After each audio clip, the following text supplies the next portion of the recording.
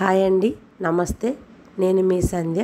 It's మీ Sandy Reena YouTube ఛానల్కి మీ అందరికీ స్వాగతం అండి. ఈరోజు మనం చేసుకోబోతున్న రెసిపీ ఎండు చేపల పులుసు అండి. డ్రై ఫిష్ కర్రీ అంటారు. టేస్ట్ అయితే చాలా బాగుంటుందండి.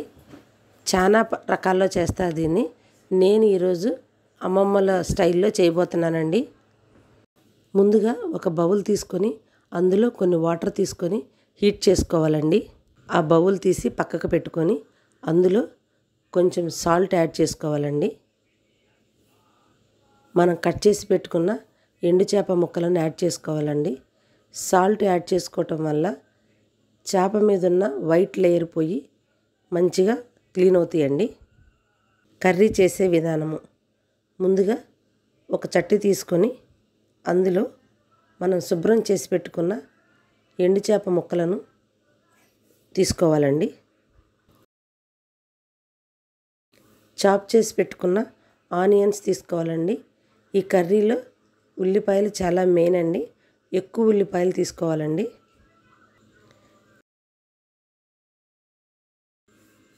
కట్ చేసి పెట్టుకున్న పచ్చిమిర్చి యాడ్ చేసుకోవాలండి. సాల్ట్ యాడ్ చేసుకోవాలండి. కారం యాడ్ చేసుకోవాలండి. కారం కొంచెం ఎక్కువగానే యాడ్ చేసుకోవాలండి.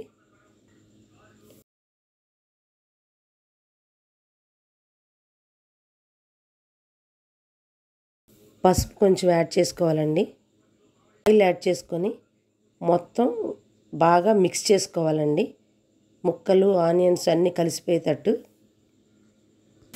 గుజ్జు తీసి పెట్టుకున్న చింతపండు పులుసు యాడ్ చేసుకోవాలండి. ముక్కలు మునిగే వరకు మనం పులుసు యాడ్ చేసుకోవాలండి. మొత్తం ఒకసారి చూసుకొని గ్యాస్ మీద ఉడికించుకోవాలండి. మధ్య మధ్యలో మనం చూస్తూ ఉండాలండి. వాటర్ అంతా ఇంకిపోయి గ్రేవీ వచ్చే వరకు కుక్ చేసుకోవాలండి. సపరేట్ అయ్యింది అంటే మన కర్రీ రెడీ అయినట్టేనండి. నాయనమ్మల కాలంలో ఎండి చేపల పులుసు ఇలానే వండుకునేవాళ్ళండి.